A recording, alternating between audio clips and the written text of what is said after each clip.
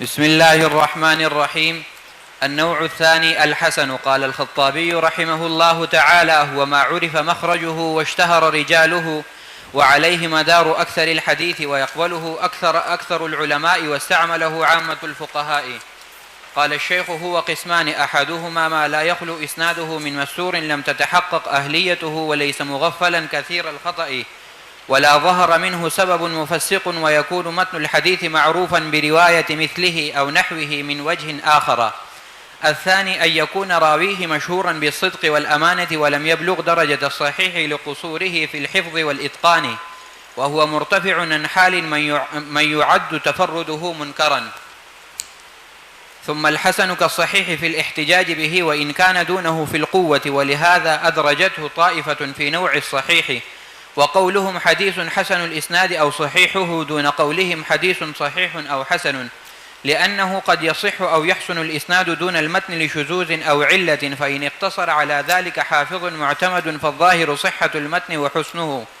وأما قول الترمذي رحمه الله تعالى وغيره حديث حسن صحيح، فمعناه روي بإسنادين أحدهما يقتضي الصحة والآخر الحسن.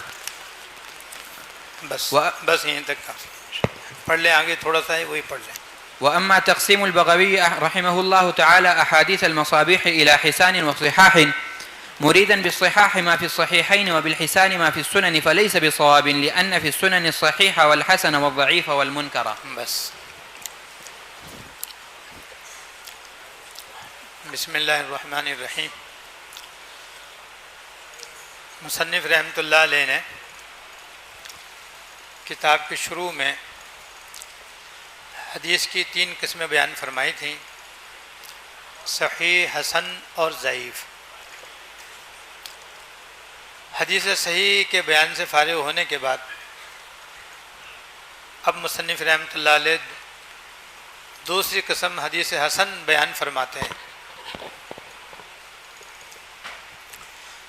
اب مصنف رحمۃ اللہ علیہ صحیح، حسن اور ضعیف میں سے دوسری قسم جو کہ حدیث حسن ہے اس کو بیان فرماتے ہیں، اور اس کے بیان کرنے میں خلاصے کے طور پر سمجھ لیں کہ 3 باتیں بیان ہوں گی: حدیث حسن کی تعریف اور اس کی 2 قسمیں، دوسرے حدیث حسن کا حکم،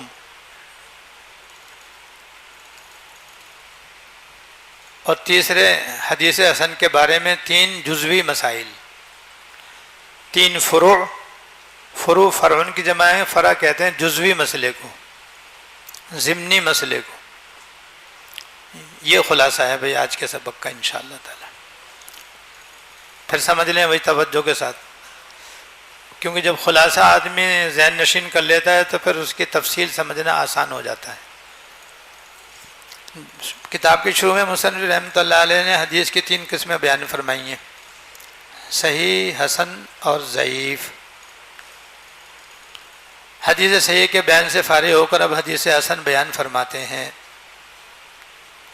اور حدیث حسن میں کیا بیان فرمایا ہے مصنف نے؟ اسے خلاصہ 3 باتیں ہیں، 3 باتیں اس کا خلاصہ ہے. حدیث حسن کی تعریف، نمبر 2 حدیث حسن کی قسمیں،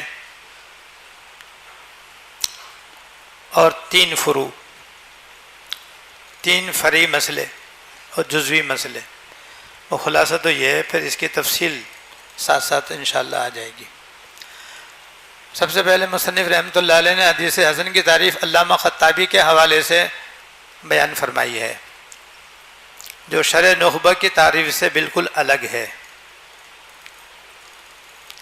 اور وہ تعریف یہ قال خطابی، امام خطابی فرماتے ہیں.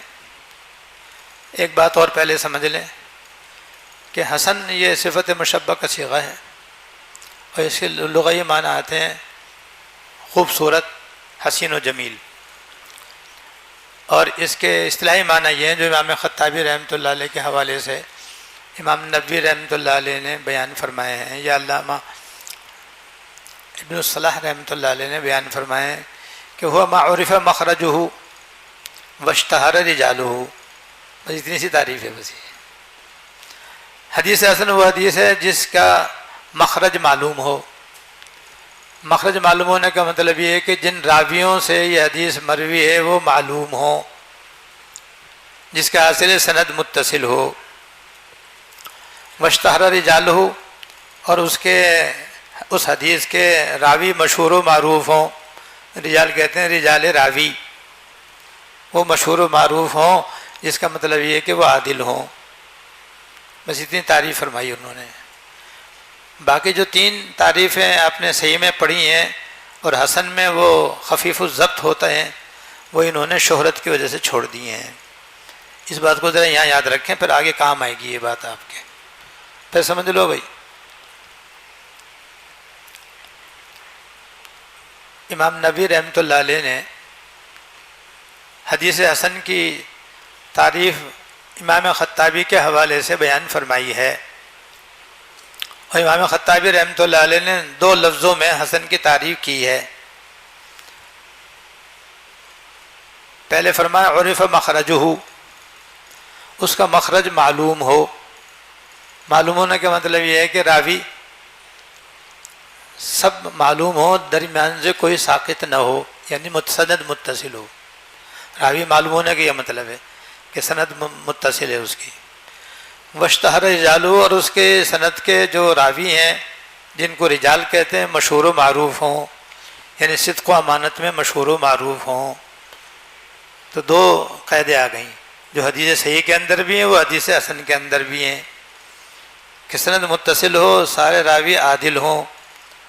اس کے بعد حدیث صحیح میں ہوتے ہیں کہ تمام راوی تام الضبط ہوں، حدیث حسن میں خفیف الضبط ہوتے ہیں، جس کی تشریح ابھی آگے ہوگی انشاءاللہ تعالی مزید۔ اور سند اور وہ حدیث شاذ اور معلل نہ ہو۔ یہ 3 قیدیں جو ہیں وہ مصنف نے شہرت کی وجہ سے چھوڑ دی ہیں، ورنہ وہ بھی ملحوظ ہیں۔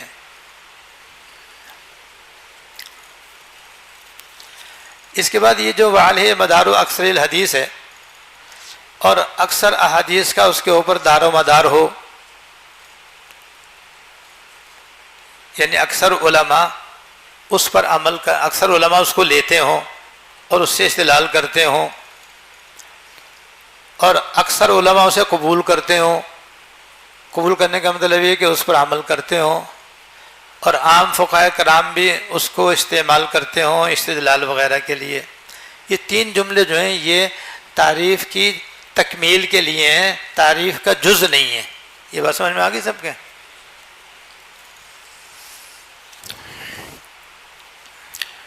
اب یہاں پر ایک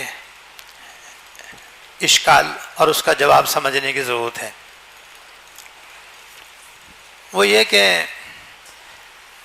تعریف کے بارے میں اصول یہ ہے، تعریف کے بارے میں عام اصول یہ ہے کہ وہ جامع معنی ہونی چاہیے۔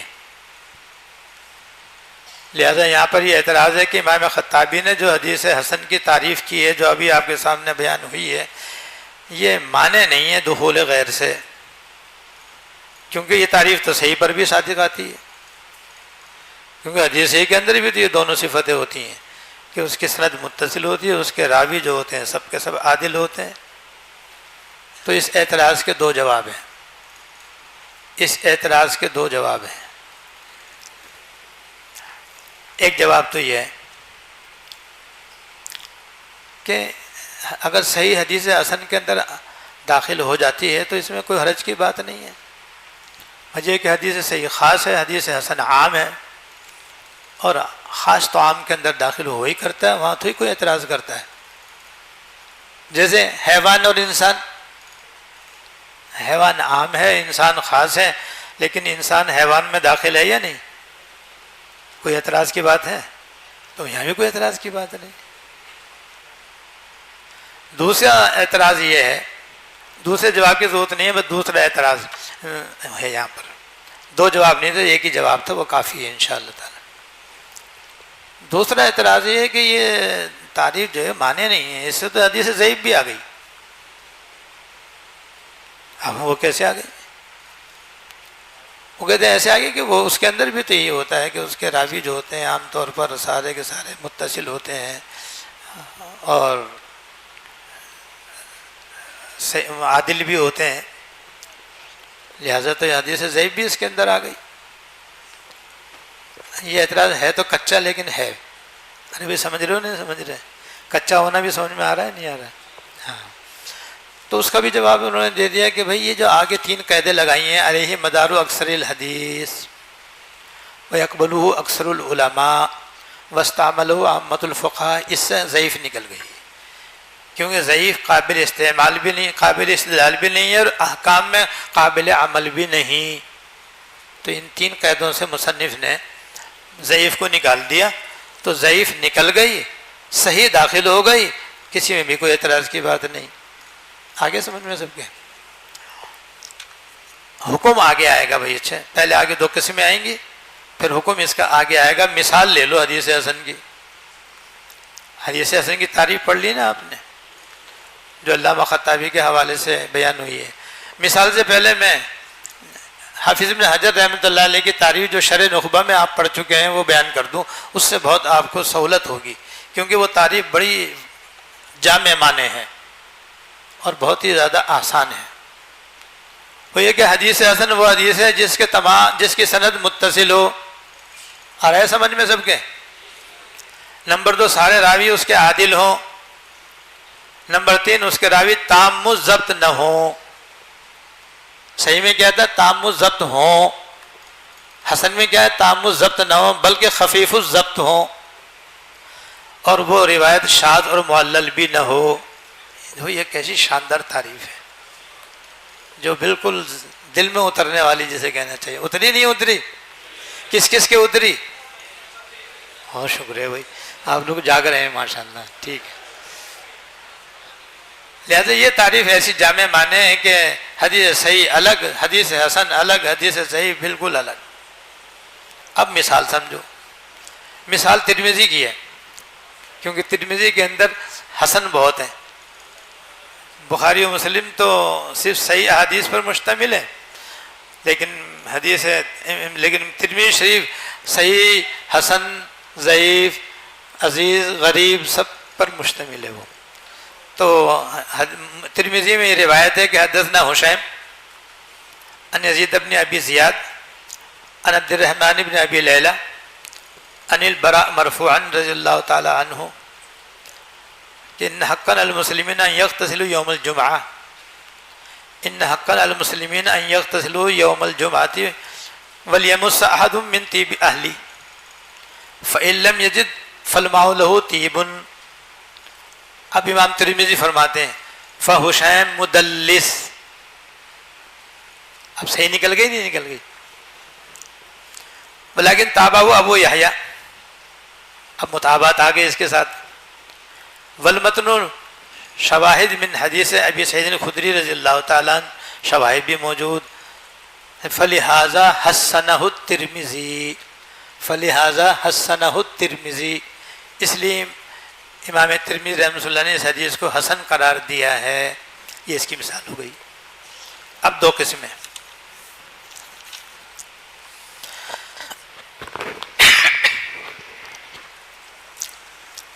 قال الشیخ علامہ ابن الصلاح رحمۃ اللہ علیہ فرماتے ہیں کہ حدیث حسن کی 2 قسمیں ہیں بھائی.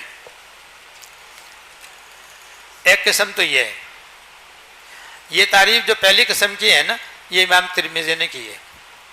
امام ترمذی نے یہ حسن کی تعریف بیان فرمائی ہے کہ ایک قسم حدیث حسن کی یہ ہے کہ جس کی سند مستور الحال راوی سے خالی نہ ہو، جس کی اہلیت معلوم ہو، متحقق ہو، اور وہ راوی مغفل اور کثیر الخطابی نہ ہو، اور اس سے کوئی ایسا سبب بھی ظاہر نہ ہو جو موجب فسق ہو، اور اس حدیث کا متن اسی جیسی دوسری روایت کے ساتھ مذکور ہو، یا کسی اور سند سے بھی وہ حدیث مروی ہو. ایسی حدیث کو حدیث حسن کہتے ہیں. یہ حدیث حسن کی ایک قسم ہے، اور یہ قسم وہ ہے جس کو امام ترمذی رحمۃ اللہ علیہ نے بیان فرمایا ہے. اور دوسری قسم وہ ہے، یہ دوسری قسم جو حدیث حسن کی ہے، یہ علامہ خطابی کی جو تعریف ہے اس کے قریب ہے. وہ یہ کہ راوی صدق و امانت میں مشہور ہو، یعنی سارے راوی عادل ہوں،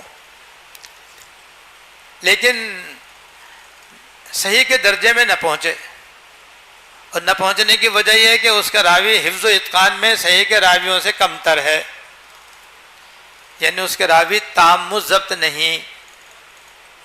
آگے سمجھ میں بھائی، راوی تام و ضبط نہیں، بھائی یہ تعریف کی ہے دوسری قسم کی. اب دیکھو اس کے اندر سند کا متصل ہونا بھی آ گیا اور راوی کا خفیف الضبط ہونا بھی آ گیا. باقی تین چیزیں اس میں رہ گئی ہیں جو انہوں نے بیان نہیں کی. علامہ خطابی نے بھی 2 بیان کی تھی، انہوں نے 3 بیان کر دی. اب آگے اس کا حکم بیان فرماتے ہیں. وہ مرتفع حالی من يعد تفرد منکرا. نہیں، یہ اس کا حکم نہیں بیان کر رہے، بلکہ یہ اسی تعریف کا حصہ ہی ہے. اور یہ دوسری قسم حدیث حسن کی ایسی ہو کہ اگر اس کا کوئی راوی اکیلا اس کسی حدیث کو روایت کرے تو اس کی روایت منکر نہ ہوتی ہو، یہ بھی اسی کے ساتھ ہی ہے. تو 3 باتیں انہوں نے بیان فرمائی ہیں، 2 چھوڑ دی کہ حدیث معلل اور شاذ نہ ہو، اور امام خطابی نے 2 باتیں ذکر کی تھیں اور باقی انہوں نے شہرت کی وجہ سے چھوڑ دی تھی. یہ 2 قسمیں ہو گئی بھائی. یہ حدیث حسن کی 2 قسمیں. اس کے بعد اب حکم بیان فرماتے ہیں. صفحہ 160 پر آ جائیں. فرماتے ہیں کہ یہ حدیث حسن جو ہے استدلال میں حدیث صحیح کی طرح ہے. حدیث حسن استدلال میں حدیث صحیح کے برابر ہے، اگرچہ قوت میں اس سے کم تر ہے. بھئی یہ فرق ہو گیا بس. اس لیے کہ حدیث صحیح جو ہوتی ہے اس کے سارے راوی تام و ضبط ہوتے ہیں، اور اس کے سارے راوی یا ایک راوی خفیف الضبط ہوتا ہے. تو یہ استدلال میں تو حدیث صحیح کی طرح ہے مگر اس سے کم تر ہے. اعلیٰ درجہ حدیث صحیح کا ہے استدلال کے اندر، اس سے کم درجہ حدیث حسن کا ہے. آگے سمجھ میں. اب فرماتے چونکہ اس کے اندر حدیث صحیح کے مقابلے میں قوت کم ہوتی ہے، وہ قوت کم ہوتی ہے اس لیے کہ راوی کے اندر تام و ضبط کی صفت نہیں پائی جا رہی، بلکہ وہ قلیل الحفظ ہے یا خفیف الضبط ہے. وہ اس بنا پر اس میں قوت صحیح کے مقابلے میں کم ہے. اس کم کی وجہ سے بہرحال ہے تو حدیث سے قریب جب ہے تو اس لیے بعض علماء نے اس کو حدیث صحیح کی قسم میں داخل فرمایا ہے، جیسے کہ حاکم شہید اور علامہ ابن حبان، علامہ ابن خزیمہ، وہ کہتے ہیں حدیث حسن حدیث صحیح کے اندر داخل ہے. وہ یہ فرماتے ہیں. یہ ہو گیا ابھی پہلی بات. 2 باتیں پوری ہو گئی آپ کی. پہلی بات یہ تھی کہ حدیث حسن کی تعریف، نمبر 2 حدیث حسن کی 2 قسمیں، یہ پوری ہو گئی آپ کی. اور حکم تو اسی میں داخل تھا نمبر 2 میں. اب تیسری بات میں 3 جزوی مسئلے تو آگے آئیں گے، لیکن یہاں جو مصنف رحمۃ اللہ نے حکم بیان فرمایا ہے، اس حکم کی نسبت سے 2-3 جزیات یہاں بیان فرماتے ہیں جو بہت ہی آسان اور کارآمد. تو جاگ رہے نہیں جاگ رہے؟ اچھا ماشاء اللہ. اب ایک جزیہ بیان فرماتے ہیں کہ اگر کسی حدیث کے بارے میں کوئی محدث کہے ھذا حدیث حسن یا ھذا حدیث صحیح، یہ ایک جانب ہو گئی بھائی، یہ ایک مسئلہ ہو گیا. دوسرا کوئی کسی حدیث کے بارے میں فرمائے ھذا حدیث صحیح الاسناد، ھذا حدیث حسن الاسناد. تو صحیح الاسناد، حسن الاسناد، ھذا حدیث صحیح یا ھذا حدیث حسن میں فرق ہے یا برابر ہیں یہ چاروں؟ یہ ایک جزوی مسئلہ ہے. دیکھو اچھا لگا نہیں لگا آپ کو؟ سمجھ میں بھی آیا کہ نہیں آیا؟ چلو ٹھیک. تو ابھی یہاں سے ایک جزوی مسئلہ بیان فرما رہے ہیں کہ اگر کوئی محدث کسی حدیث کے بارے میں کہیں کہ ھذا صحیح الاسناد، یا پھر ھذا حسن الاسناد، یا کہ ھذا حدیث حسن یا ھذا حدیث صحیح، تو ھذا حدیث صحیح و حسن یہ اور صحیح الاسناد و حسن الاسناد دونوں برابر ہیں یا فرق ہے؟ فرماتے ہیں فرق ہے بھائی، فرق ہے دونوں میں، یاد رکھنا. وہ فرق ابھی بیان ہو رہا ہے انشاءاللہ تعالی، گھبراؤ نہیں. ہاں فرق ہے دونوں کے اندر، لیکن وہ فرق اب سمجھ میں آئے گا انشاءاللہ تعالی. فرماتے ہیں جب کوئی مصنف کسی حدیث کے بارے میں کہے ھذا حدیث صحیح، تو اس کا مطلب یہ ہے کہ حدیث صحیح کے 5 اوصاف پائے جاتے ہیں تمام راویوں کے اندر، اور حسن کہیں تو 5 اوصاف اس کے اندر بھی ہیں، بس یہ کہ حدیث صحیح میں کیا ہے تام الضبط، اور حسن میں کیا ہے خفیف الضبط، لیکن وہاں یہ 5 پائے جا رہے ہیں، یہاں یہ 5 پائے جا رہے ہیں۔ اور جب کہیں ھذا حدیث صحیح الاسناد، تو اس کا مطلب یہ ہے کہ سند متصل ہے، راوی عادل ہیں، تام الضبط بھی ہیں، لیکن شاذ اور متن کے شاذ یا معلل ہونے کی کوئی ذمہ داری نہیں ہے، ہو بھی سکتے ہیں نہیں بھی ہو سکتے، ہو بھی سکتے ہیں نہیں بھی ہو سکتے ہیں۔ ارے کچھ سمجھ میں آ رہا ہے نہیں یار؟ فرق ہوا کہ نہیں ہوا؟ بھائی ایسا فرق ہونا چاہیے جیسے مذکر مؤنث میں ہوتا ہے، مذکر مؤنث میں فرق آتا ہے۔ تو ایک لطیفہ سناؤں تمہیں، ایک شخص نے یوسف زلیخا مشہور کتاب ہے، یوسف زلیخا یہ مشہور کتاب ہے، اس میں کہانی کی طرز پر حضرت یوسف علیہ السلام کا زلیخا کا واقعہ لکھا ہے، اور لوگ بڑے شوق سے پڑھتے تھے پہلے زمانے میں، اب تو نام بھی کسی کو معلوم نہیں۔ تو ایک طالب علم نے اس کتاب کا مطالعہ کیا، اور مطالعہ کرنے کے بعد استاد سے پوچھنے لگا استاد زلیخا مذکر ہے یا مؤنث ہے؟ یہ لڑکی تھی یا لڑکا تھا؟ استاد نے کہا کم بخت تجھے اتنا بھی نہیں پتا، تو بھائی ایسا نہ ہو کہ فرق کروں، میں بیان کروں اور آپ کو فرق سمجھ میں نہ آئے۔ اب آیا نہیں آیا سمجھ میں؟ نہیں تو میں کہوں گا یہ سب طالب علم یوسف زلیخا پڑھنے والے ہیں۔ ایسے ہی جب کسی حدیث کو حسن الاسناد کہا جائے تو اس کا مطلب یہ ہے کہ اس کے 3 اوصاف تو اس میں پائے جاتے ہیں، لیکن متن شاذ ہے یا نہیں، معلل ہے یا نہیں، اس کی کوئی ذمہ داری نہیں ہے۔ فرق ہو گیا نہیں ہو گیا؟ اب اس کے ساتھ ایک اور مزیدار مسئلہ بیان فرماتے ہیں جو آپ ترمذی میں پڑھ چکے ہوں، جواب میں آپ سے لوں گا اس کے اندر، اب ذہن تازہ کر لو اپنا بس، کہ امام ترمذی رحمۃ اللہ جب یہ بات صاف ہو گئی کہ حدیث حسن الگ ہے، حدیث صحیح الگ ہے، تو پھر امام ترمذی رحمۃ اللہ علیہ ھذا حدیث حسن صحیح کہتے رہتے ہیں، ھذا حدیث حسن، ھذا حدیث صحیح، کہیں ھذا حدیث حسن صحیح کہتے ہیں، اور بھی آگے کہتے رہتے ہیں وہ۔ تو ایک ساتھ ایک حدیث بیک وقت کیسے صحیح اور حسن ہو سکتی ہے؟ ارے بھائی سوال سمجھ میں آ گیا نہیں آ گیا؟ تو ایک جواب تو یہاں مصنف نے ذکر کر دیا، وہ تو آپ کو آئے گیا، باقی 3 جواب آپ دو۔ اب پہلا جواب کون دے گا بھائی ایک بولے اور زور سے بولے، صاف بولے، بس اس اعتراض سے کیا جواب ہے بھائی؟ بولو بھائی شاباش، اسے جلا لو اگر ٹھیک ہے تو، نہیں ہے شاباش۔ چلو بھائی ایک جواب تو یہ دے دیا کہ بھائی جہاں پر مصنف رحمۃ اللہ علیہ ھذا حدیث صحیح حسن، یہاں او معذوف ہے، یہاں پر او معذوف ہے، اس کا مطلب ھذا حدیث صحیح او حسن، کیا اشکال ہے؟ اس میں کچھ بھی اشکال نہیں۔ دوسرا جواب بتاؤ، زور سے بولو، آواز نہیں آ رہی، کوئی آواز والا بولے بھائی۔ استاد جی یہ حدیث جو ہے، دوسرا جواب یہ ہے کہ یہ حدیث 2 سندوں کے ساتھ مروی ہے، ایک سند جو ہے وہ صحیح ہے اور ایک سند حسن۔ ماشاء اللہ، ایسے جواب دو بھائی۔ تیسرا جواب بتاؤ۔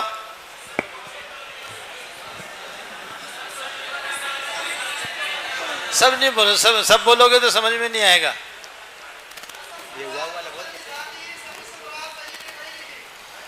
چلو یہ بھی کچھ ٹھیک ہے، لیکن مشہور جوابوں میں یہ جواب نہیں ہے۔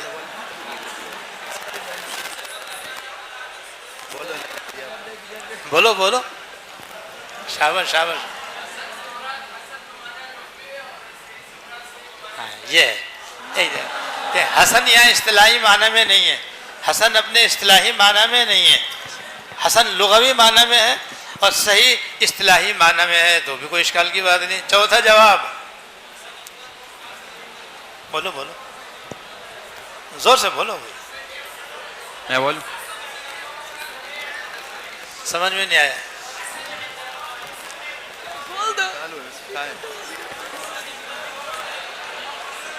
ادھر آگے جواب دو نا جلدی سے۔ یہ حسن عند قوم صحیح عند قوم، خلاص یہ 4 جواب ہو گئے بھائی، یہ آپ کو یاد ہونے چاہیے بھی۔ ہاں ترمذی میں بھی یہ سوال آ سکتا ہے، یہاں بھی سوال آ سکتا ہے۔ یہ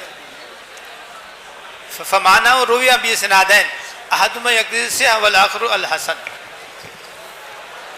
خاموش ہو جائے بھائی، خاموش ہو جائے۔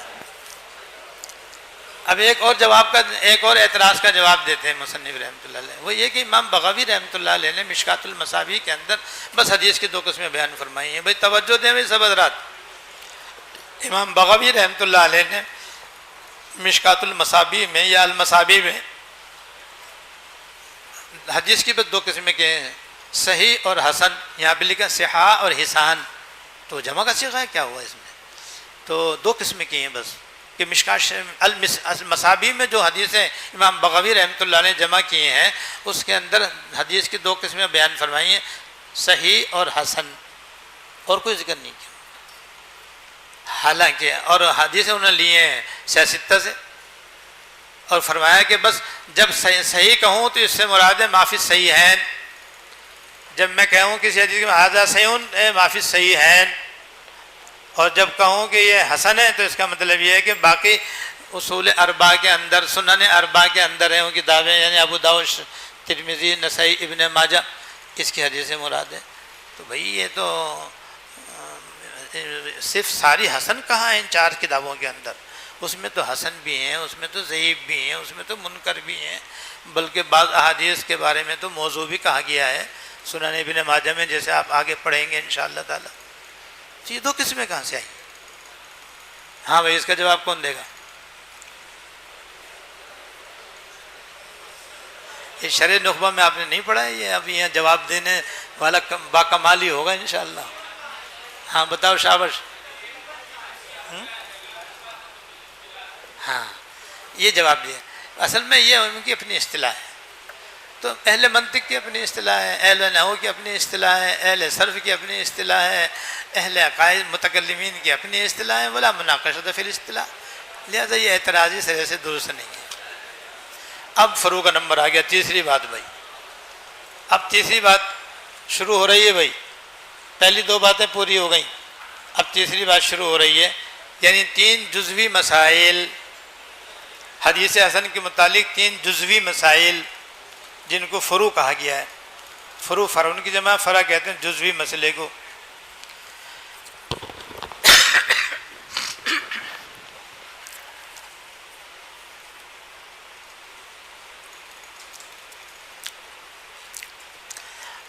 اب یہ فرماتے ہیں کہ حضرات محدثین نے ایسی کتابیں تو لکھی ہیں کہ جس میں صرف صحیح حدیثیں ہیں، جیسے بخاری، مسلم وغیرہ۔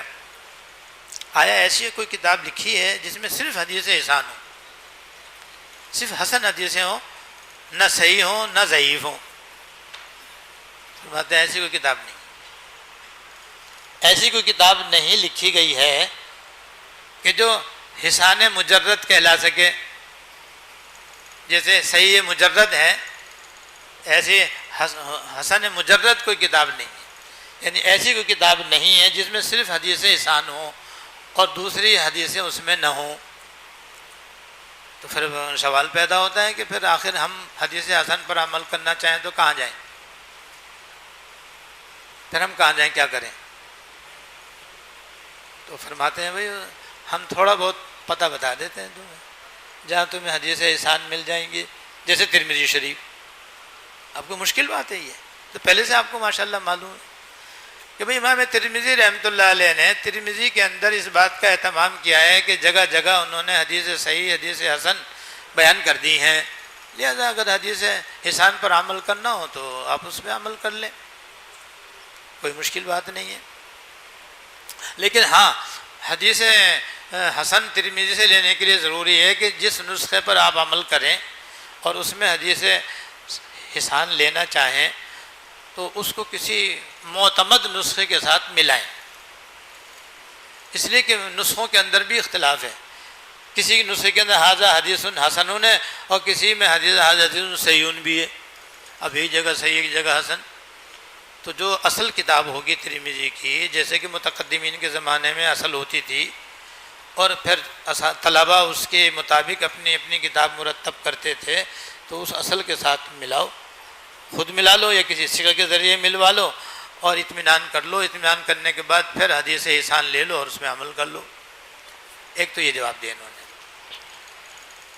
اس کے بعد یہ فرمایا ہے کہ مزید اگر آپ کو حدیث حسان یا ابو داؤد شریف لے لو، وہ بھی مضانی سنن ابی داود، اور جہاں اس کے ملنے کا اور امکان ہے، مضان کے معنی امکان ہے، وہ سنن ابو داود ہے۔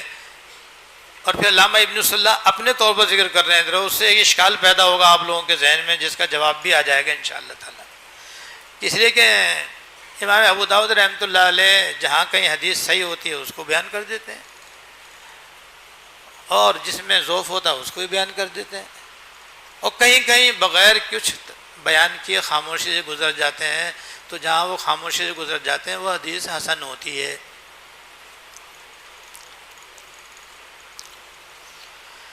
اس طرح سے آپ حدیث حسن بھی ابو داؤد میں لے سکتے ہیں۔ آگے نہ سمجھ میں یہاں تک؟ مگر یہاں آپ نے جو ابو داؤد شریف پڑھ لی ہوگی، اب تو مقدمہ بھی ختم ہو چکا ہوگا اس کا ماشاءاللہ، تو اس وہاں پر کیا قاعدہ ہے امام ابو داؤد رحمۃ اللہ علیہ کا، میں بیان کر دیتا ہوں، چلو آپ کو پتہ نہیں یاد ہے نہیں یاد ہے، یاد تو ہوگا انشاءاللہ۔ امام ابو داؤد رحمۃ اللہ علیہ کا یہ تو طریقہ نہیں ہے کہ اگر وہ کسی حدیث پر خاموشی سے گزر جائیں تو وہ حدیث حسن ہوتی ہے، یہ کہاں ہے؟ بلکہ وہ تو صحیح ہونے کی علامت ہوتی ہے۔ امام ابو داؤد جب کسی حدیث پر کوئی کلام نہ کریں، خاموشی سے آگے تشریف لے جائیں اور آگے حدیث بیان کرنا شروع کر دیں تو وہ حدیث صحیح ہوتی ہے۔ اور امام خطابی وہ علامہ ابن الصلاح کیا فرما رہے ہیں؟ وہ حدیث حسن ہوتی ہے۔ یہ اعتراض ہو گیا نہیں ہو گیا؟ اشکال ذہن میں آ گیا نہیں آ گیا؟ اس کا جواب سنو۔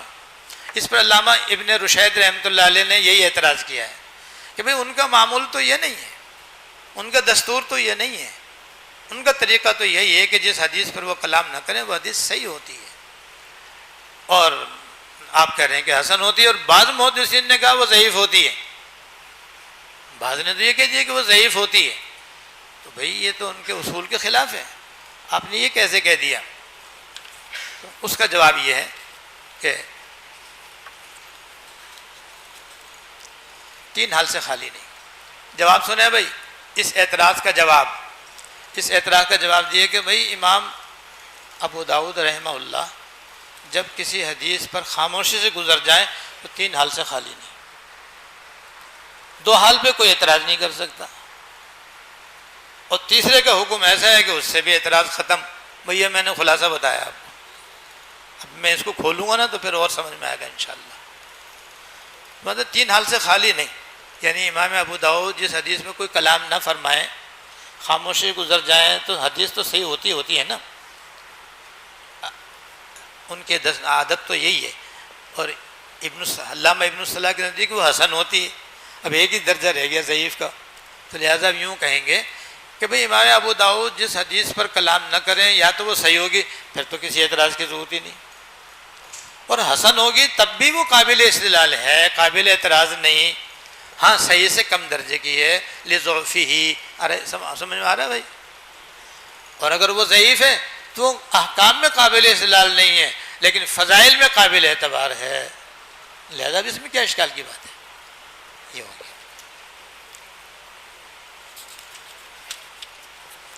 اس کے بعد اب مسانید کا حکم بیان فرماتے ہیں۔ مسانید مسند کی جمع ہے۔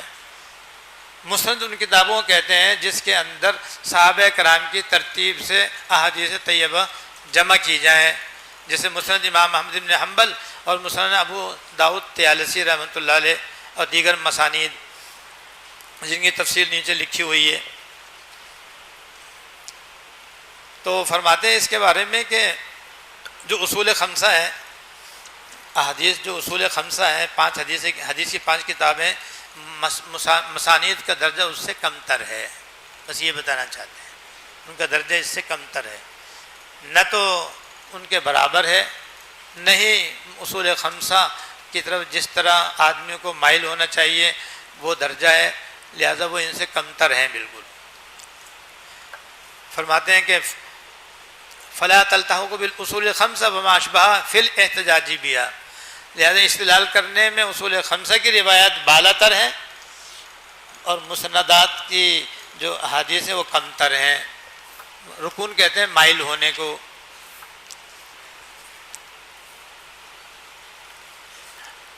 اب دوسری فرع بیان فرماتے ہیں بھائی، دوسری فرع یہ ہے کہ اگر کسی حدیث کی سند کے راوی، یعنی حدیث حسن کی بات ہو رہی جناب، یاد ہے نا ذہن میں؟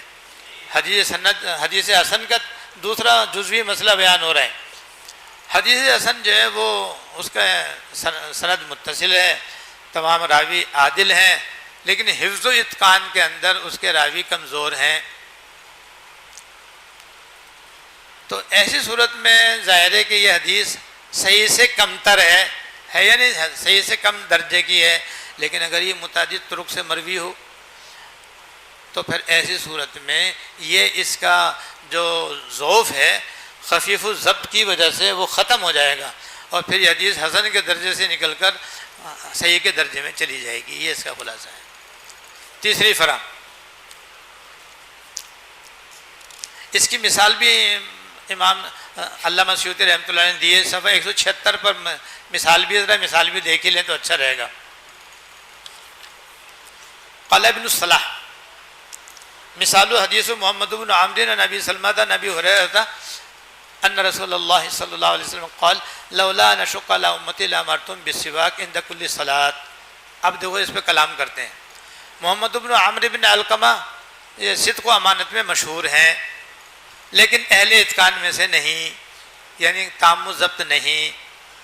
حتی ضعفہ بعض من جہت سوء حفظہ ووثقہ بعض لصدقہ وجلالتہ فحدیث من هذه الجہة حسن فلما ضم الى ذلك كونوا روی من آخر حکمناه بصحته والمتعارض في الحديث ليست لمحمد عن ابي سلمہ بل لابي سلمہ عن ابي هريرة رضي الله تعالى عنه فقد رواه ايضا الاعرج وسعيد المقبوري وابوه وغيرهم۔ تو مطابقات آگے دیکھو اس کے، اب یہ حسن کے درجے سے نکل کر صحیح کے درجے میں چلی گئی۔ الثالث، تیسری فرع اور آخری فرع بھائی، فرماتے ہیں کہ جب کوئی حدیث مختلف سندوں سے مروی ہو، ساری کی ساری ضعیف ہو، جتنی بھی سندوں سے وہ حدیث مروی ہے ہر سند میں کوئی نہ کوئی ایسی خرابی ہے جس کی وجہ سے وہ حدیث ضعیف ہوتی ہے، تو اس کے بارے میں بتلانا چاہتے ہیں کہ ساری سندیں ضعیف ہو کر کے اس حدیث ضعیف کو حسن کے درجے میں نہیں پہنچا سکتی، یہ کہنا چاہتے ہیں۔ ایک حدیث ہے وہ ضعیف ہے، لیکن جتنے بھی دیگر طرق ہیں وہ بھی ضعیف ہیں، تو ایسی صورت میں تمام ضعیف طرق مل کر کے بھی اس حدیث کا ضعف دور نہیں کریں گے۔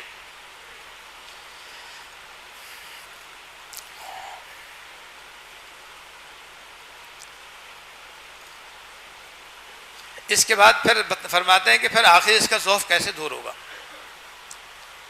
ایک حدیث متعدد طرق سے مروی ہے، سارے طرق اس کے ضعیف ہی ہیں، تو آپ نے کہہ دیا وہ سب مل کر کے بھی اس حدیث کو حسن کے درجے میں نہیں پہنچائیں گے، وہ حدیث ضعیف ہی رہے گی۔ پھر اس کے ضعف کا کیا طریقہ ہے دور کرنے کا، اس کی 3 صورتیں بیان فرمائی ہیں کتاب کے اندر۔